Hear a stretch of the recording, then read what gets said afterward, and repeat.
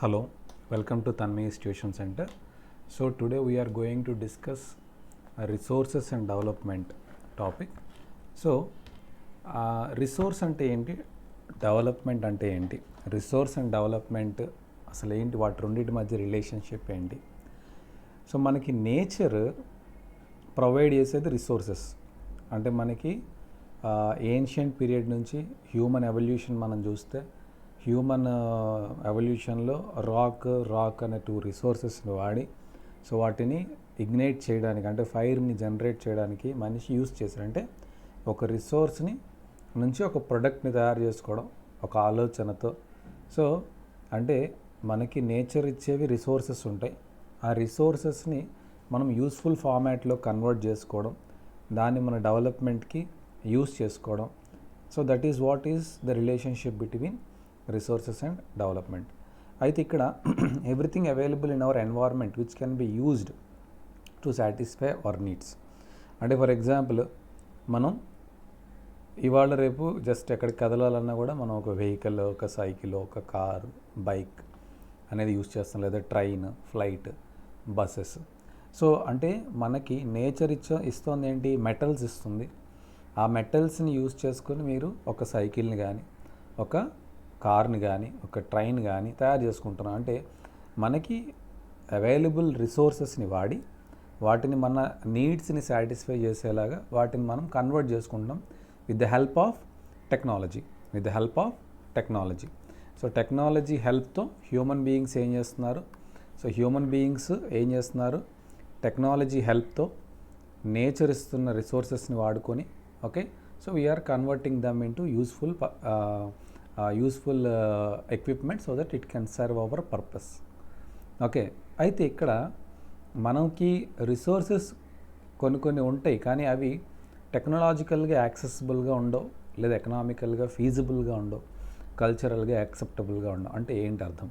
So ఇప్పుడు for example Kolar gold fields ఉంటాయి, KGF. So Kolar gold ఫీల్డ్లో so still there is lot of gold is present. కానీ ఈ గోల్డ్ని బయటికి తీయాలి అంటే ఈ గోల్డ్ని ఎక్స్కవేట్ చేయాలి అంటే బయటికి దానికి చాలా మనీ కావాలి. అంటే ఎక్స్కవేట్ చేసిన తర్వాత వచ్చిన గోల్డ్ వాల్యూ అనేది ఓకే.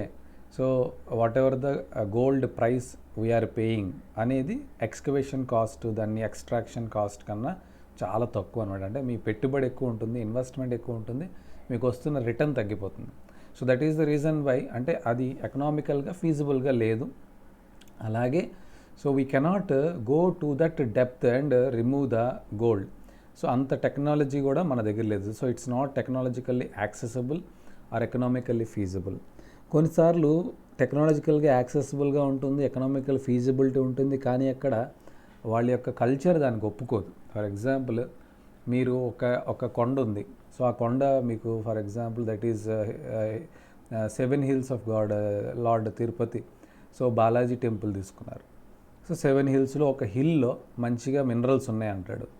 సో మీరు ఇప్పుడు ఈ మినరల్స్ ఉన్నాయి కదా అని ఇప్పుడు ఎక్కడైతే వెంకటేశ్వర స్వామి టెంపుల్ ఉందో ఆ టెంపుల్ ఉన్న హిల్ని మీరు టచ్ చేయనిస్తారా?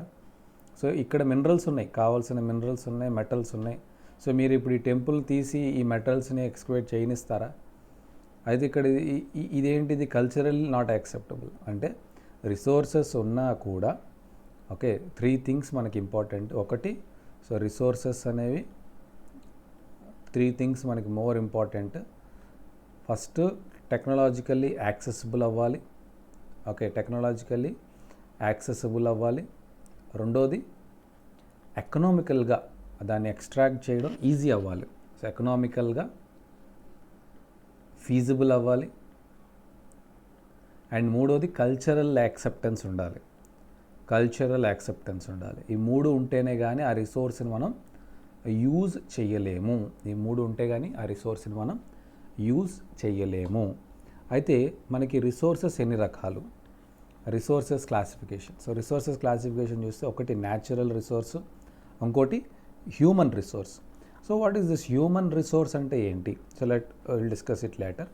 ఫస్ట్ న్యాచురల్ రిసోర్సెస్ అంటే ఏంటంటే మనకి నేచర్ ప్రొవైడ్ చేస్తున్న రిసోర్సెస్. ఎందుకంటే మనం వీఆర్ లివింగ్ ఆన్ ఎర్త్ కాబట్టి సో ఎర్తే మనకి ఏదైనా ప్రొవైడ్ చేయాలి. మనం సొంతంగా వేరే గ్రహం నుంచి తెచ్చుకోలేము, లేకపోతే యూనివర్స్ నుండి తెచ్చుకోలేము, లేకపోతే దేవుడు మనకి పాకెట్లో పెట్టి పంపించాడు. సో మనం ఎర్త్ మీదకి వచ్చేటప్పుడు వీ డోంట్ బ్రింగ్ ఎనీథింగ్. కాబట్టి so whatever the things you need on the earth should provide you. That is nothing but nature should provide you. కాబట్టి సో నేచర్ ప్రొవైడ్ చేసే వాటిల్లో మళ్ళీ 2 రకాలు ఉంటాయి, renewable, non renewable. So renewable అంటే ఏంటి? రెన్యూవబుల్లో నువ్వు వాడుకున్న తర్వాత కూడా అది మళ్ళీ రీజనరేట్ అవుతుంది. So renewable means so it will regenerate or reproduce. Okay, so ఇది మళ్ళీ రీప్రొడ్యూస్ అవుతుంది. ఇది ఇట్ వోంట్ రీప్రొడ్యూస్. ఇది మళ్ళీ రీప్రొడ్యూస్ అవ్వదు. వన్స్ వాడేసావంటే ఇక మన అకౌంట్లో డబ్బుల్లాగా ఒకసారి ఖర్చు పెట్టేస్తే మళ్ళీ డబ్బులు నిండవు కదా మనం కష్టపడితే తప్ప. అలా నాన్ రెన్యూవబుల్ అంటే so once you consumed it is over. Renewable అలా కాదు. ఫర్ ఎగ్జాంపుల్ వాటర్ తీసుకున్నాం అనుకోండి. సో వాటర్ అనేది కన్జ్యూమ్ చేసిన తర్వాత అది వేరియస్ ఫామ్స్లోకి వెళ్ళి మళ్ళీ రెయిన్ఫాల్ కింద పడి మళ్ళీ వాటర్ అనేది జనరేట్ అవుతుంది. మనం వాటర్ ఎర్త్లోంచి తీసుకున్నా కూడా మళ్ళీ ఎర్త్లో వాటర్ అనేది రీజనరేట్ అవుతుంది in the form of rains and all. అయితే నాన్ రెన్యూవబుల్కి ఎగ్జాంపుల్ చూస్తే petrol is a good example. So మీరు 1 లీటర్ పెట్రోల్ కాల్చిన తర్వాత మళ్ళీ ఆ పెట్రోల్ అనేది గాల్లోకి వెళ్ళి మళ్ళీ పెట్రోల్కి కన్వర్ట్ అవ్వదు. Petrol once you have consumed then petrol is gone. So that is difference between renewable and non renewable sources. అయితే రెన్యూవబుల్లో మళ్ళీ కంటిన్యూస్గా ఎప్పుడూ ఉండేవి, ఎప్పుడు ఆర్ ఫ్లోయింగ్. విండ్ కానీ వాటర్ కానీ పూర్తిగా అయిపోవడం అంటూ ఉండదు ఎప్పుడు. ఇది ఎప్పుడు మీ కంటి ముందు కనిపిస్తూనే ఉంటుంది. అలాగే బయోలాజికల్ ఇవి కథలో అంటే లైక్ బయోలాజికల్కి కంటిన్యూస్కి తేడా ఏంటంటే ఇది మన చుట్టూ స్ప్రెడ్ అయి ఉంటుంది. ఓకే, ఫారెస్ట్ అనేవి మన చుట్టూ స్ప్రెడ్ అయి ఉండవు, బట్ ఒక కన్ఫైన్డ్ లొకేషన్స్లో ఉంటాయి ఫారెస్ట్ కానీ వైల్డ్ లైఫ్ కానీ. సో విండ్ వాటర్ అనేది మీకు ఎక్కడైనా కనిపిస్తుంది, బట్ ఫారెస్ట్ అనేది మీ ఇంటి పక్కన ఉండదు, కొంచెం దూరంగా ఉంటుంది. అలాగే వైల్డ్ లైఫ్ కూడా మన ఇంటి ముందు తిరుగుతూ ఉండవు ప్రతిదీ. వాటికి ఒక కన్ఫైన్డ్ జ్యూరిస్డిక్షన్స్ ఉంటాయి, అక్కడ అవి కనిపిస్తూ ఉంటాయి. సో ఇవి బయోలాజికల్ అంటే ఏంటి? Which is having life. So which is having life వాటిని బయోలాజికల్ అంటాం. వైల్డ్ లైఫ్ కానీ ట్రీస్ అండ్ ఫారెస్ట్ కానీ ఇవి లైఫ్ ఉన్న వాటిని బయోలాజికల్ రెన్యూవబుల్ రిసోర్సెస్. అవి కాకుండా టోటల్గా స్ప్రెడెడ్గా ఉన్న వాటిని continuous or flowing renewable resources అంటాం. అదే నాన్ రెన్యూవబుల్లో మళ్ళీ రీసైకలబుల్ అంటే మనం పాలిథీన్ వాడుతూ ఉంటాం జనరల్గా, మీ అందరికీ తెలుసు. సో పాలిథీన్ అనేది మళ్ళీ రీకలెక్ట్ చేస్తారు స్క్రాప్లోంచి. ఆ పాలిథీన్ మొత్తం మళ్ళీ రిమూవ్ చేసి, లేకపోతే వాటర్ బాటిల్స్, మనం వాడే ప్లాస్టిక్ వాటర్ బాటిల్స్, ఆ వాటర్ బాటిల్స్ కూడా మళ్ళీ రీసైకిల్ చేసి మళ్ళీ వాటర్ బాటిల్స్కి కన్వర్ట్ చేయడం. సో నాన్ రెన్యూవబుల్ సోర్సెస్లో మళ్ళీ రీసైకిలబుల్ ఉంటాయి, నాన్ రీసైకిలబుల్ అంటే ఫాజిల్ ఫ్యూయల్స్ అంటే ఎగ్జాంపుల్ కోల్ కానీ, as a told you, petrol కానీ, ఇవన్నీ కూడా నాన్ రీసైకిలబుల్.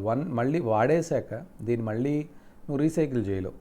ఇదేంటి రీసైకిలబుల్ అంటే కంప్లీట్ 100% నువ్వు రికవర్ చేయలేవు. కానీ ఫర్ ఎగ్జాంపుల్ నువ్వు మెటల్ వాడావు. సో మెటల్ వాడేసిన తర్వాత ఈ మెటల్ని మళ్ళీ నువ్వు రీసైకిల్ చేస్తే ఇందులో ఒక 20% లేకపోతే 30% మెటల్ని మళ్ళీ నువ్వు ఎక్స్ట్రాక్ట్ చేసుకోవచ్చు.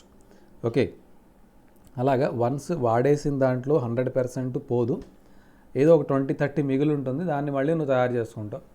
అదే కోల్ కానీ పెట్రోల్ కానీ వాడేసాక 100% కావాలి, ఇందులో మరి ఇంకా రికవరీ ఏమి ఉండదు, 100% పోతుంది పోయేది. ఇక్కడ 100% పోదు, 80% పోతుంది, ఒక 20-30% ఉంటుంది, దాన్ని మళ్ళీ రీసైకిల్ చేయడం ద్వారా. అంటే మీరు 4 ప్లాస్టిక్ బాటిల్స్ని, సో మీరు 4 ప్లాస్టిక్ బాటిల్స్ ఉన్నాయి ఇలా, సో 4 ప్లాస్టిక్ బాటిల్స్ని కరిగిస్తే ఒక గ్లాస్ అవుతుంది అనమాట. అంటే ఈ బాటిల్స్ అన్నీ 4 ఉండేవి, ఇప్పుడు వీటిని రీసైకిల్ చేశాక ఇది ఒక ప్రోడక్ట్ కింద కన్వర్ట్ అవుతుంది. అంటే 20%-30% రికవర్ అయ్యిందనమాట. అలా కొంతలో కొంత రికవరీ చేసుకోవడానికి అవకాశం ఉంటుంది రీసైకిలబుల్లో. ఓకే, సో ఇవి న్యాచురల్ రిసోర్సెస్, ఇవన్నీ కూడా న్యాచురల్. హ్యూమన్ రిసోర్సెస్లో structures and institutions, quantity and quality. Human resources అంటే ఏంటంటే మనిషి ఒక రిసోర్సే, ఎందుకంటే ఈ రిసోర్సెస్ని ఒక బెనిఫిషియల్ మేనర్లో కన్వర్ట్ చేయాలి, అంతే కదా. ఇప్పుడు ప్రతి ఒక్కడు బండి తయారు చేయలేడు, ప్రతి ఒక్కడు కార్ తయారు చేయలేడు. కొంతమందే కార్ తయారు చేయగలరు, కొంతమందే బళ్ళు తయారు చేయగలరు. సో అంటే వాళ్ళకి ఒక స్కిల్ ఉంటుంది. ఓకే, సో ఆ స్కిల్ ఉండేవాళ్ళు, okay, wear ever they present. So those institutions, అంటే బైక్స్ ఎక్కడైతే మ్యానుఫ్యాక్చర్ అవుతాయో ఆ ఇన్స్టిట్యూషన్స్, లేదా కార్స్ ఎక్కడ మ్యానుఫ్యాక్చర్ అవుతాయో ఆ ఇన్స్టిట్యూషన్స్లో పనిచేసే humans, those are all human resources. And also quantity and quality. So ఇక్కడ 2 థింగ్స్ ఇంపార్టెంట్ హ్యూమన్ రిసోర్స్కి. ఇప్పుడు మీకు పని అప్పచెప్తే మీరు ఎంత ఫాస్ట్గా చేస్తారనేది చూస్తారు, ఎంత క్వాలిటీ, ఎంత బాగా చేస్తారు. ఈ 2 కూడా హ్యూమన్ రిసోర్సెస్కి డిఫైన్ చేసే పద్ధతి. అంటే హ్యూమన్ రిసోర్సెస్లో స్కిల్డ్ ఉంటారు, అన్స్కిల్డ్ ఉంటారు. సో స్కిల్డ్ వాళ్ళు ఏం చేస్తారు, how you differentiate skilled and unskilled human resources by the terms of their work, quality of their work and quantity of their work. So where they are working, that is called institutional human resources. అంటే ఒక confined ఏరియాలో పనిచేసే వాళ్ళని institutional human resources అంటారు. So quantity and quality, so skill unskilled క్లాసిఫికేషన్తో కొన్ని human resources అనేవి ఉంటాయి. సో హ్యూమన్ రిసోర్సెస్ అనేవి like this we have classified. అయితే ఇక్కడ the process of transformation of things available in hour environment involves inter dependent relationship between nature, technology and institution. అంటే ఇక్కడ ఏమైంది, నేచర్ ఏమో రిసోర్స్ని ఇస్తుంది, టెక్నాలజీ దాన్ని ఎక్స్ట్రాక్ట్ చేస్తుంది, కన్వర్ట్ చేస్తుంది. And institution where this process is happening, that is institution. Or institutions 2 రకాలుగా మనం చూడొచ్చు. ఒకటి మీకు టెక్నికల్ నాలెడ్జ్ని ఎన్హాన్స్ చేసేవి, అండ్ టెక్నికల్ నాలెడ్జ్ని అప్లై చేయడానికి ఉండే లొకేషన్స్. అంటే ఇక్కడ ఇన్స్టిట్యూషన్స్ 2 ways. ఒకటి మీలో టెక్నికల్ ఎన్హాన్స్మెంట్, టెక్నికల్ నాలెడ్జ్ నేర్పించేవి, ఇంకోటిని వాటిని అప్లై చేసే అవకాశాన్ని కల్పించేవి. Those are all institutions. Human beings interact with nature through technology. So nature నుంచి నువ్వు ఒక రిసోర్స్ని ఎక్స్ట్రాక్ట్ చేయాలన్నా, దాన్ని కన్వర్ట్ చేయాలన్నా నువ్వు నేచర్తో ఇంటరాక్ట్ అవ్వాలి. సో నేచర్తో నువ్వు తీసుకోవాలి, నేచర్ నుంచి ఆ తీసుకోవడాన్ని ఇంటరాక్షన్ అంటారు. సో ద ఇంటరాక్షన్ ఎలా చేస్తాం, బికాజ్ విత్ టెక్నాలజీ. టెక్నాలజీ అంటే ఎక్స్కవేషన్ మెథడాలజీస్ ఉంటాయి, ఎక్స్ట్రాక్షన్ టెక్నిక్స్ ఉంటాయి. సో ఈ అంటే నేచర్లో ఉన్న మింగిల్ అయిపోయి ఉన్న ఒక మెటల్ని నువ్వు తీసుకోవాలంటే using some technical knowledge or using some technical methodologies we can do that. And create institutions to accelerate the economic development. So ఈ ఏదైతే నువ్వు ఎక్స్ట్రాక్ట్ చేసుకుంటున్నావు నీకు కావాల్సిన రిసోర్స్ని, దాన్ని నీ యొక్క ఎకనామిక్ డెవలప్మెంట్ కోసం, for example we have lot of iron ore in our country and India is a leading exporter of iron. అయితే ఇక్కడ మనం ఏం చేయాలి, ఐరన్ ఎక్స్ట్రాక్ట్ చేసుకుని దాచుకుంటే సరిపోదు, దాన్ని నీ యొక్క ఎకనామికల్ డెవలప్మెంట్కి యాడ్ అయ్యేలాగా నీకు ఒక స్టీల్ ప్లాంట్ కావాలి, ఒక ఇన్స్టిట్యూషన్ కావాలి. ఓకే, సో ఇండియాలో నెంబర్ ఆఫ్ స్టీల్ ప్లాంట్స్ ఉన్నాయి. So Vizag steel plant is one of the example of that. So ఇవేం చేస్తున్నాయి, రిసోర్స్ ఫస్ట్ ఏంటి, రిసోర్స్ని ఎక్స్ట్రాక్ట్ చేసుకోవడం ఒకటి, నీ యొక్క technological interaction with the nature. ఆ ఎక్స్ట్రాక్షన్ జరిగాక దాన్ని నీ యొక్క ఎకనామిక్ డెవలప్మెంట్కి నువ్వు దాన్ని యూస్ చేసుకోవడం అనేది సెకండ్ లెవెల్.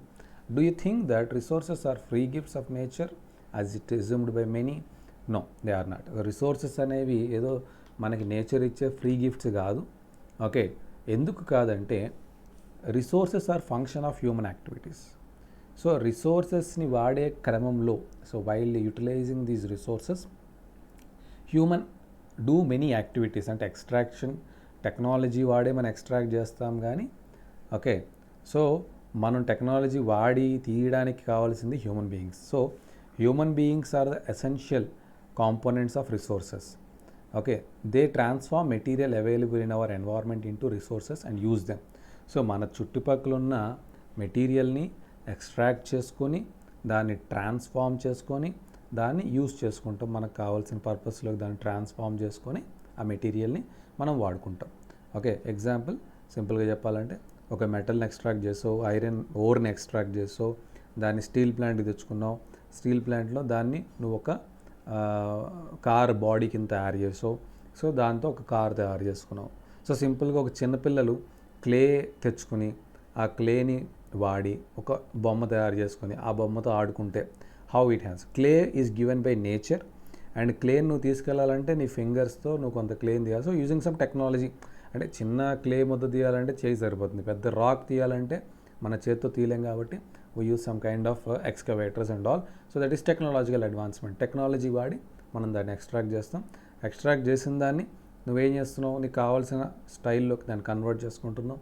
ఓకే, డిఫార్మ్ చేసుకున్న దాన్ని వాడుకుంటున్నాం. సో ఇలాగా human being themselves are essential components of resource. They transform the material available in our environment into resource and use them. అయితే resources can be classified in the following ways on the basis of origin. Origin అంటే వాటి యొక్క origin ఎలా ఉంది, లివింగా, non లివింగా, biotic, abiotic.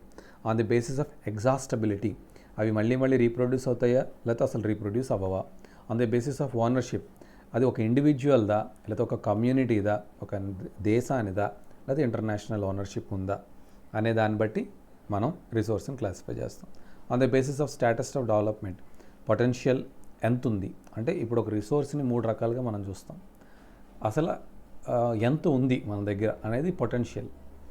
అందులోంచి నువ్వు ఎంత తీసేసావు, డెవలప్డ్ స్టాక్, అందులోంచి నువ్వు తీసేసిన తర్వాత ఇంకా ఎంత మిగిలింది, అది రిజర్వ్. అంటే మొత్తం ఎంత ఉంది, అందులోంచి డెవలప్డ్ స్టాక్ అంటే తీసింది ఎంత, అండ్ అందులో మిగిలిన రిజర్వ్ ఎంత ఉంది. సో ఈ 3 కూడా మన స్టేటస్ ఆఫ్ డెవలప్మెంట్ని రిజెంబుల్ చేస్తాయి. ఈ 3 తెలిస్తే మన స్టేటస్ ఆఫ్ డెవలప్మెంట్ అనేది మనకు అర్థమైనట్టే లెక్క. Okay, next. So as I told you already, type of resources biotic, abiotic. They are obtained from biosphere. Biosphere అంటే మన చుట్టుపక్కల ఉన్నటువంటి environment. Okay, have life such as human beings, అంటే ఏదైతే లివింగ్ రిసోర్సెస్ అన్నీ కూడా biotic resources, flora, fauna, fishes, life stock etcetera, ఇవన్నీ కూడా. నాన్ లివింగ్ అనేవి abiotic. Non living is abiotic such as rocks, minerals, metals అన్నీ కూడా అబయోటిక్లో వస్తాయి. On the base of exhaustibility already I have told you all these things. Renewable sources అంటే ఏంటి, example solar, wind energy, forest, wildlife, ఇవన్నీ కూడా renewable. Non renewable అంటే ఏంటి, which cannot reproduce. Okay, fossil fuels, minerals, ఇవన్నీ కూడా ఒకసారి వాడేసుకుంటే ఇంక మనకు మళ్ళీ మళ్ళీ రావు కాబట్టి. సో ఇందులో కొన్ని రీసైకిలబుల్ మెటల్స్ లాంటివి, అది కూడా రీసైకిలబుల్ అంటే 100% మళ్ళీ వెనక్కి రాదు, అందులో కొంత మాత్రం వెనక్కి వస్తుంది. ఓకే, ఒక 30-40% రికవరీ ఉంటుంది, మిగతాది పోతుంది. On the basis of ownership as I told you, for example మీకు ఒక 1 acre 2 acre ల్యాండ్ ఉంది, అందులో ఏదో మెటల్స్ ఉన్నాయి, అందులో ఏదో మినరల్స్ ఉన్నాయి. సో అది మేబీ అది మీ యొక్క రిసోర్స్. లేదంటే ఒక ఫార్మర్కి రిసోర్స్ ఏంటి, the land which is present with them. Okay, so వీళ్ళకి ఏంటి, ఆ రిసోర్స్ని వాడి క్రాప్ ప్రొడ్యూస్ చేస్తారు, ప్లాంటింగ్ చేస్తారు, లేదా చెరువులు పెట్టుకుంటారు, చేపల చెరువులు కానీ. ఓకే, సో ఇట్లాగా వాడు ఆ ల్యాండ్ రిసోర్స్ని వాడు ఎలాగైనా వాడతాడు for his betterment. Okay, so they are also owned by individuals దగ్గర ఉంటాయి, అంటే పర్సన్ దగ్గర ఉంటాయి, గ్రూప్ ఆఫ్ పర్సన్స్ కాదు, సింగిల్ పర్సన్ దగ్గర ఉంటాయి. ఎగ్జాంపుల్గా ఫార్మర్స్ జనరల్గా ల్యాండ్ని వాళ్ళ దగ్గర పెట్టుకుంటారు. Okay, in villages they are people that land ownership, there are many who have landless. So విలేజెస్లో చూసుకుంటే కొంతమంది దగ్గర ల్యాండ్ ఉంటుంది, అంటే వాళ్ళ దగ్గర రిసోర్స్ ఉంటుంది. కొంతమంది దగ్గర అస్సలు ల్యాండ్ ఉండదు, అంటే వాళ్ళ దగ్గర అస్సలు రిసోర్సెస్ అనేవి ఏమీ ఉండవు వాళ్ళు బతకడానికి. అర్బన్ పీపుల్ దగ్గరకు వస్తే, మన వైజాగ్ లాంటి లొకాలిటీలోకి వస్తే, సో ఇక్కడ ఏం చేస్తాం, మన అందరి దగ్గర ప్లాట్స్ ఉంటాయి, హౌసెస్ ఉంటాయి, అదర్ ప్రాపర్టీస్ ఉంటాయి, ఇవి మన రిసోర్సెస్. ఓకే, మన వాటి మీద నువ్వు ఇల్లు కట్టుకోవచ్చు, లేదంటే రెంట్కి ఇచ్చుకోవచ్చు. సో అవన్నీ కూడా మీ యొక్క resources. Plantation, Pasteur lands. Plantation అంటే కొన్ని చోట్ల outer of the city plantation చేస్తారు కొంతమంది, కొన్ని ట్రీస్ పెంచుతారు, వాటిని పెంచి మళ్ళీ వాటిని వుడ్ కింద కన్వర్ట్ చేస్తారు. ఓకే, పాండ్స్, కొంతమంది చెరువులు వేసుకుంటారు. అలా వేరియస్ కైండ్స్ ఆఫ్ రిసోర్సెస్ అనేవి ఇండివిజువల్ ఓనర్షిప్లో ఉంటాయి. ఇవన్నీ examples. Okay, so make the list of resources owned by your house hold. మీరు ఏం చేయాలంటే ఇక్కడ మీ హౌస్ హోల్డ్ అంటే మీ ఫాదర్ కానీ మీ మదర్ కానీ వాళ్ళు దగ్గర ఉన్న లిస్ట్ ఆఫ్ రిసోర్సెస్ ఏంటి లిస్ట్ అవుట్ చేసి రాసుకుంటే మీకు అర్థమవుతుంది. So what are the list of resources of individual. Community based resources అంటే, so these are the resources which are accessible to all members of a community. For example, ఒక group of people ఉన్నారు, వీళ్ళందరూ కలిపి ఒక community hall కట్టుకున్నారు. Okay, ఒక కళ్యాణ మండపం కట్టుకున్నారు. ఓకే, సో ఈ కమ్యూనిటీ హాల్ అనేది ఈ గ్రూప్ ఆఫ్ పీపుల్ అందరూ వాడుకుంటారు. అలాగే దీని మీద వచ్చే రెవెన్యూ కూడా వీళ్ళందరూ తీసుకుంటారు. ఒక టెంపుల్ ఉంది. ఓకే, ఆ టెంపుల్ ఒక గ్రూప్ ఆఫ్ పీపుల్ కట్టుకుంటారు. ఆ టెంపుల్ మీద వచ్చే ఆదాయం కూడా ఆ గ్రూప్ ఆఫ్ పీపుల్ వాడుకుంటారు, లేదంటే టెంపుల్కే ఖర్చు పెడతారు. అలాగే ఎగ్జాంపుల్స్, విలేజ్ కామన్స్లో గేజింగ్ గ్రౌండ్స్, పశువుల్ని పంపిస్తారు కదా తినడానికి. సో ఆ గేజింగ్ గ్రౌండ్స్ కానీ, బరియల్ గ్రౌండ్స్ కానీ, ఓకే, విలేజ్ పాండ్స్ కానీ, మొత్తం అందరికీ కలిపి 1-2 చెరువులు ఉంటాయి. పబ్లిక్ పార్క్స్ కానీ, పిక్నిక్ స్పాట్స్ కానీ, ఇవన్నీ కూడా ఏంటంటే community based. So community owned, ఒక గ్రూప్ ఆఫ్ కమ్యూనిటీకి సంబంధించిన రిసోర్సెస్ అన్నమాట. అలాగే play grounds in urban area. Okay, so ఇవేంటి, గ్రూప్ ఆఫ్ పీపుల్ ఎక్కడైతే ఆ లివింగ్ అక్కడ ఆ ఏరియాలో బతుకుతున్న లివింగ్ పీపుల్ అందరికీ కూడా, living in that area, all can utilize these common resources. National resources ఏంటంటే nation, it belongs to nation. అంటే ఏవైనా మినరల్స్ కానీ, ఓకే, మైన్స్ కానీ, సో అవన్నీ కూడా గవర్నమెంట్ దగ్గరే లీగల్ పవర్స్ ఉంటాయి. Country has the legal powers to acquire even private. అంటే ఇప్పుడు ఫర్ ఎగ్జాంపుల్ నీకు ప్రైవేట్ ప్రాపర్టీ ఉంది, ఈ ప్రైవేట్ ప్రాపర్టీలో ఫుల్గా పెట్రోల్ ఉందనుకుందాం. సో నీ దగ్గర ప్రైవేట్ ప్రాపర్టీ నువ్వు కొనుక్కున్నావు 10 acres, లేకపోతే అంటే జనరల్లీ పెట్రోల్ ఎక్కువ సీ షోర్లో ఉంటుంది. సో సీ షోర్లో ఎక్కడో మీకు ఒక 10 acres ల్యాండ్ ఉందనుకుందాం. ఆ 10 acresలో చాలా షేల్ గ్యాస్ కానీ, పెట్రోల్ కానీ రిజర్వ్స్ ఉన్నాయని డౌట్ వచ్చింది. అప్పుడు ఏం చేస్తారు, అది కనుక నిజంగా చాలా పొటెన్షియల్ ఉంటే కనుక అక్కడ న్యాచురల్ రిసోర్స్, వెంటనే గవర్నమెంట్ ఏం చేస్తుందంటే అక్వైర్ చేసేస్తుంది. So the legal powers will be acquired by the government even it is a private property. Okay, అంటే పబ్లిక్ ఇంట్రెస్ట్లో ఆలోచించి ప్రైవేట్ ప్రాపర్టీలో కనుక ఏదైనా నేషన్కి ఉపయోగపడే రిసోర్స్ ఉంటే, అంటే మొత్తం దేశానికి ఉపయోగపడే రిసోర్సు ఒక ప్రైవేట్ ప్రాపర్టీలో దొరికితే ఆ ప్రైవేట్ ప్రాపర్టీని గవర్నమెంట్ అక్వైర్ చేసుకొని దాన్ని వాడుకుంటుంది. అలాగే ఫర్ ఎగ్జాంపుల్ రోడ్స్ వేస్తారు, కెనాల్స్ వేస్తారు, రైల్వేస్ వేస్తారు. ఇవన్నీ గవర్నమెంట్ ల్యాండ్లో ఉంచే వెళ్ళాలని రూల్ ఏం లేదు. సో చాలా వరకు ప్రైవేట్ ల్యాండ్స్ వస్తాయి. అప్పుడు ఏం చేస్తారు, ఆ ప్రైవేట్ ల్యాండ్ని అక్వైర్ చేసేసుకుంటారు, గవర్నమెంట్ తీసేసుకుంటుంది. గవర్నమెంట్ తీసుకుని ఆ ఓనర్స్ ఎవరైతే ఉంటారో, ఓకే, వాళ్ళకి కాంపన్సేషన్ పే చేస్తుంది. ఓకేనా, ఆ కాంపన్సేషన్ పే చేసి వాళ్ళ దగ్గర తీసుకుంటారు. తీసుకుని దాన్ని మన నేషనల్ రిసోర్స్ కింద, అంటే రోడ్స్ కానీ, కెనాల్స్ కానీ, రైల్వే బ్రిడ్జెస్ కానీ, రైల్వే ట్రాక్స్ కానీ, ఇవన్నీ కూడా ఏంటి, నేషనల్ రిసోర్సెస్. ఏ ఒక్కరికి సంబంధించినవి కాదు, ఇది country resource. Okay, urban development authorities get empowered by government to acquire land. ఈ ల్యాండ్ అక్వైజిషన్ చేసేటప్పుడు ఎక్కడెక్కడైతే నువ్వు ఈ యొక్క ప్రపోజ్ చేస్తున్నావో, నేషనల్ ఇంట్రెస్ట్ కోసం ఏవైతే మీరు ప్రపోజ్ చేస్తారో, ఆ ప్రపోజ్ చేసే ప్రాజెక్ట్స్ కోసం అర్బన్ డెవలప్మెంట్ అథారిటీ, అంటే మనకి విశాఖపట్నం అర్బన్ డెవలప్మెంట్ అథారిటీ, వీళ్ళకు ఉంటాయన్నమాట పవర్స్. సో వీళ్ళు ఏం చేస్తారు, they will acquire the land for the government. So government తరఫున వీళ్ళు ల్యాండ్ని అక్వైర్ చేసుకుంటారు ఇండివిజువల్స్ దగ్గర నుంచి. వాళ్ళకి కొంత కాంపన్సేషన్, ఫెయిర్ కాంపన్సేషన్ పే చేస్తారు. పే చేసి వాళ్ళ దగ్గర నుంచి అక్వైర్ చేసుకుంటారు. All the minerals, water resources, forest, wild life, land within the political boundaries and oceanic area up to 12 nautical miles. అంటే మనకి మన ఇండియా కోసం, ఇండియా చూస్తే చుట్టూ 3 వైపులా మనకి ఏముంటుంది, సీ ఉంటుంది. కాబట్టి సో ఇక్కడ 12 nautical miles వరకు, అంటే 12 nautical miles వరకు, సో 12 nautical miles వరకు ఉన్న వాటర్ అంతా కూడా ఇండియన్ యొక్క రిసోర్స్, మన నేషనల్కి సంబంధించింది. ఆ తర్వాత ఇంటర్నేషనల్ వాటర్స్ అనేవి స్టార్ట్ అవుతాయి.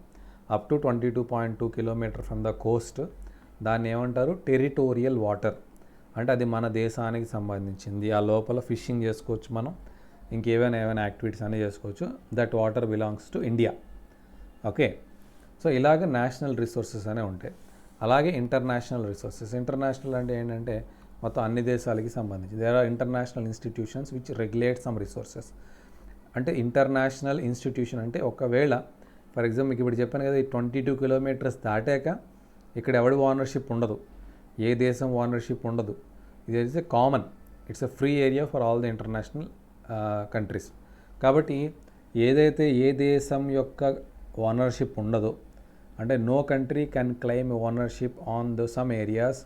ఓకే, ఆ ఏరియాస్ యొక్క ఓనర్షిప్ ఎవరి మీద ఉంటుంది, international institution which regulates some resources. So international institutions కొన్ని ఉంటాయి, అవి రెగ్యులేట్ చేస్తాయి. మెయిన్గా the oceanic resources beyond 200 nautical miles of exclusive economic zone అంటారు. అంటే 200 ఏ దేశం నుంచి అయినా, ఏ కంట్రీ నుంచి అయినా, ఎందుకంటే India world is surrounded by lot of water. కాబట్టి మనకి ఎక్కువగా ట్రేడ్ జరిగేది దేని మీద, వాటర్ మీద. కాబట్టి సో ఈ వాటర్ మీద ఫ్రీ ట్రేడ్, అన్ని దేశాలు కూడా సమానంగా ట్రేడ్ చేసుకోవాలనుకుంటే ఎటువంటి ఓనర్షిప్. ఫర్ ఎగ్జాంపుల్ ఒక నేషన్ వచ్చింది, ఇది నా వాటర్ అందనుకోండి. ఇప్పుడు ఆ వాటర్లోంచి మీరు వెళ్ళాలంటే ఎలాగైతే మనం రోడ్ మీద టోల్ గేట్స్ కడతామో, ఒక కంట్రీ యొక్క వాటర్లోంచి మీరు వెళ్ళాలంటే ఆ కంట్రీకి కొంత అమౌంట్ పే చేయాల్సి ఉంటుంది, ట్యాక్స్ పే చేయాల్సి ఉంటుంది. సో ఇప్పుడు ఈ ఫ్రీ ట్రేడ్ అప్పుడు ఎలా ఉంటుంది? సో మీ దగ్గర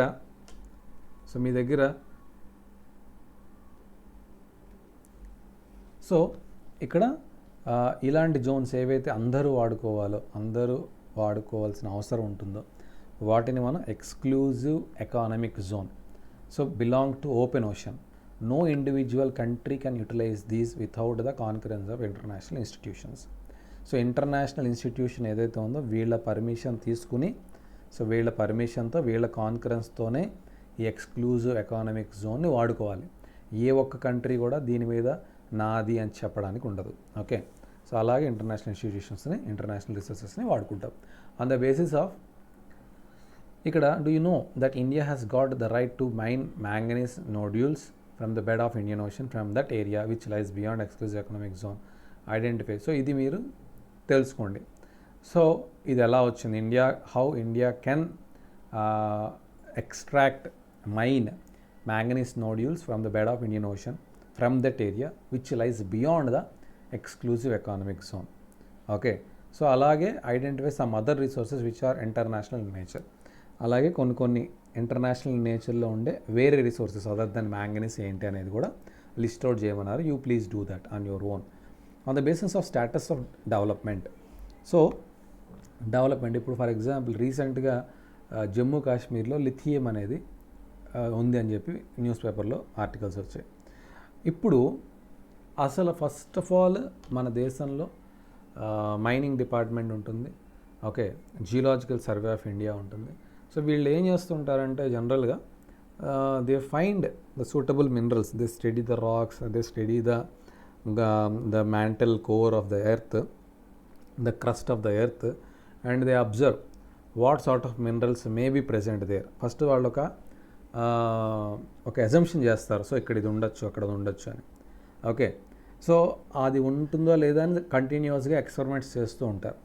చేసిన తర్వాత ఉంది అని ఎక్కడైనా తెలిస్తే సో దాన్ని పొటెన్షియల్ రిజర్వ్ అంటారు. అంటే ఇంకా నువ్వు ఎక్స్ట్రాక్ట్ చేయలేదు, జస్ట్ ఒక బేసిక్ టెస్ట్ చేసిన తర్వాత, బేసిక్ అనాలిసిస్ చేసిన తర్వాత నీకు అర్థమైంది అక్కడ ఒక రిజర్వ్స్ ఉన్నాయని. Resources which are found in a region but have not been utilize. అసలు ఇప్పటిదాకా నువ్వు దాన్ని వాడలేదు. As far as lithium is concern, lithium అనేది మనం ఎక్కువగా బ్యాటరీస్లో వాడతాము. సో రీసెంట్గా జమ్మూ కాశ్మీర్లో లిథియం ఉంది అని ఫైండ్ చేశారు. ఇప్పటిదాకా దాన్ని వాడలేదు. కాబట్టి దాన్ని ఏమంటాం మనం? వాడకుండా జస్ట్ ఐడెంటిఫై చేసిన రిసోర్సెస్ని పొటెన్షియల్ రిసోర్సెస్ అంటాం. Potential resources. For example western part of India, particularly Rajasthan, Gujarat have enormous potential for development of wind and solar energy. ఇప్పుడు అయితే ఏమంటున్నాడు ఇక్కడ, మనకి రాజస్థాన్, గుజరాత్లో మనకి డిజర్ట్ ఏరియా ఎక్కువ ఉంటుంది. ఓకే, సో డిజర్ట్ ఏరియా ఎక్కువ ఉంది కాబట్టి అక్కడ ఎప్పుడు ఎండ్ ఉంటుంది, విండ్ ఉంటుంది. సో ఈ విండ్ ఎనర్జీ, సోలార్ ఎనర్జీ వాడుకొని మనం అక్కడ ఎనర్జీని ఎలక్ట్రికల్ ఎనర్జీకి కన్వర్ట్ చేసుకోవచ్చు. అది పొటెన్షియల్ ఉంది. బట్ సో ఫార్ మనం ఇప్పటిదాకా అక్కడ విండ్ మిల్స్ పెట్టలేదు, సోలార్ ప్యానల్స్ పెట్టలేదు. సో పొటెన్షియల్ ఉంది కానీ మనం ఇంకా వాడుకోవడం మొదలు పెట్టలేదు. దాన్ని potential resource. So not been utilized yet, just identified అంతే. డెవలప్డ్ రిసోర్స్ అంటే ఏంటి? Which are surveyed and their quantity, quality have been determined for utilization. So developed resource అంటే ఏంటి? ఇంకాస్త ముందుకు వెళ్ళిన తర్వాత అసలు ఎంత ఉంది, ఎంత క్వాలిటీతో ఉంది అనేది డిటర్మైన్ చేస్తే that is called developed resource. ఇంకా వాడటం ఇంకా మొదలు పెట్టలేదు. హియర్ ఇంకేం చేసాం? ఇంకాస్త అడ్వాన్స్డ్గా దాని యొక్క క్వాంటిటీ, క్వాలిటీని ఐడెంటిఫై చేసి, okay, the development of resource depends on technology and level of feasibility. So తీయగలమా లేదా, టెక్నాలజికల్గా యాక్సెసిబులా కాదా, ఇవన్నీ చూసే స్టేజ్ని ఏమంటాం? డెవలప్డ్ రిసోర్స్ అంటాం. స్టాక్ అంటే materials in the environment which have the potential to satisfy human needs but human beings do not have the appropriate technology to access these are. అంటే ఇప్పుడు ఏంటి, ఈ మెటీరియల్స్ ఎన్వైరన్మెంట్లో ఉన్నాయి, చాలా ఉన్నాయి, కానీ there is no appropriate technology to access these. Okay, so వీటిని access చేయడానికి టెక్నాలజీ సరిపోట్ల, దాన్ని స్టాక్ అంటారు. ఓకే, దాన్ని స్టాక్ అంటారు. ఆర్ ఇంక్లూడెడ్ అమాంగ్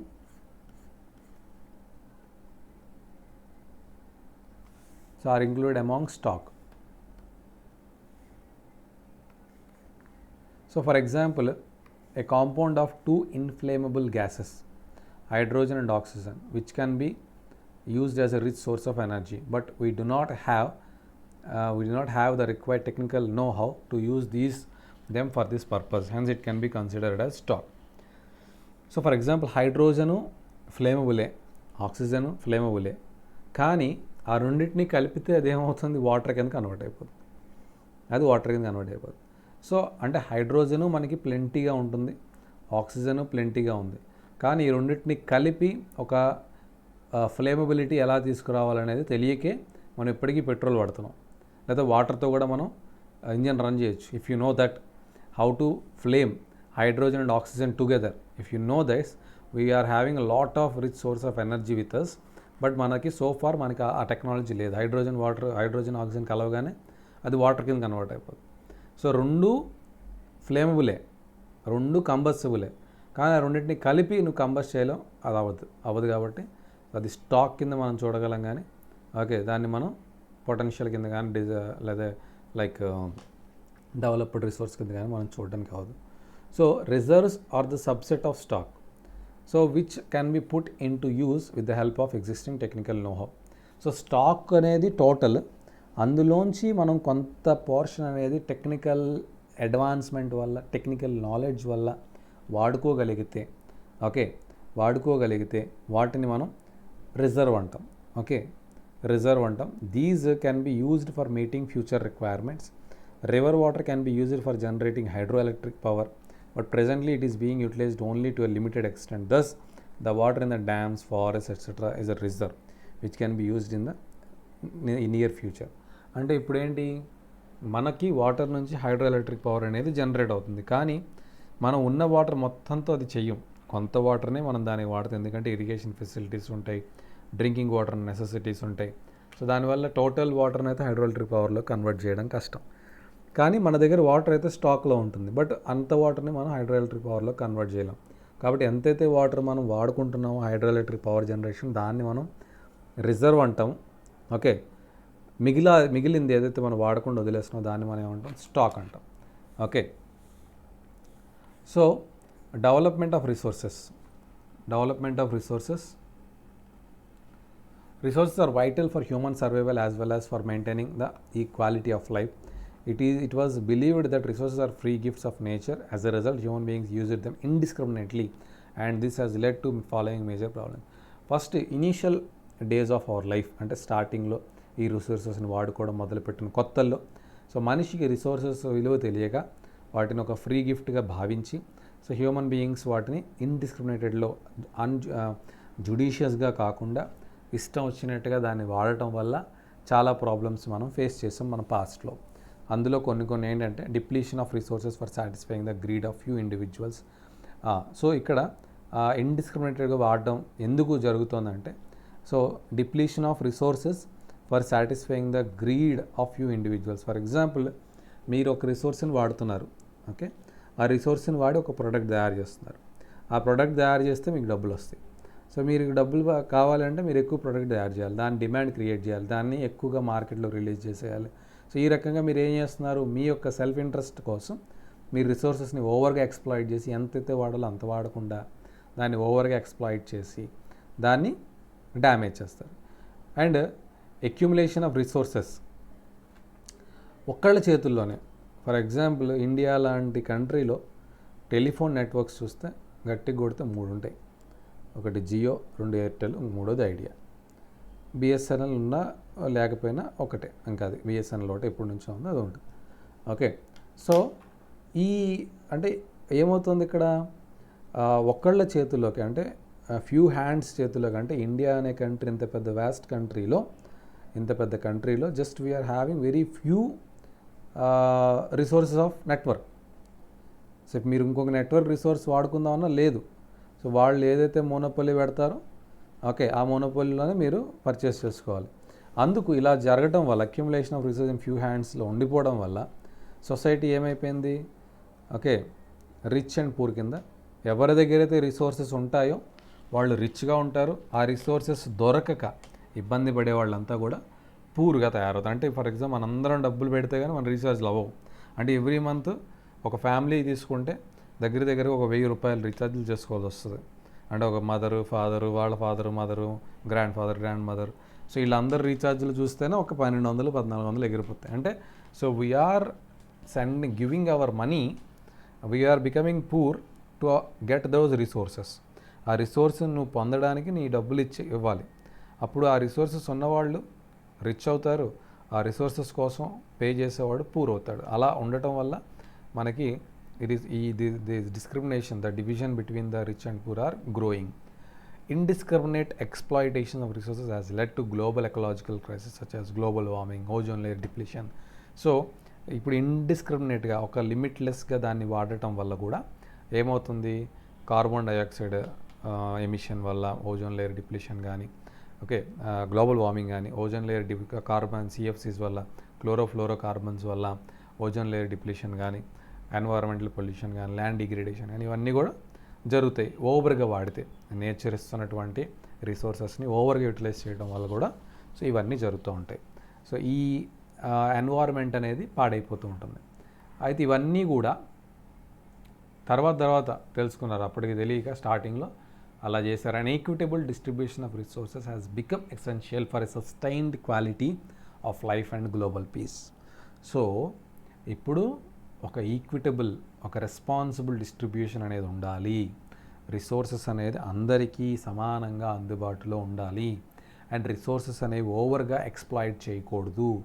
ఓవర్గా ఎక్స్ప్లాయిట్ చేయటం వల్ల క్వాలిటీ ఆఫ్ లైఫ్ తగ్గిపోతుంది, గ్లోబల్ పీస్ అనేది పాడవుతుంది. ఎందుకంటే రిచ్ కంట్రీ ఎప్పుడు కూడా పూర్ కంట్రీతో యుద్ధాలు చేయడానికి, ఫర్ ఎగ్జాంపుల్ ఇప్పుడు జరుగుతున్న చైనా ఇండియా కేసే తీసుకుందాం.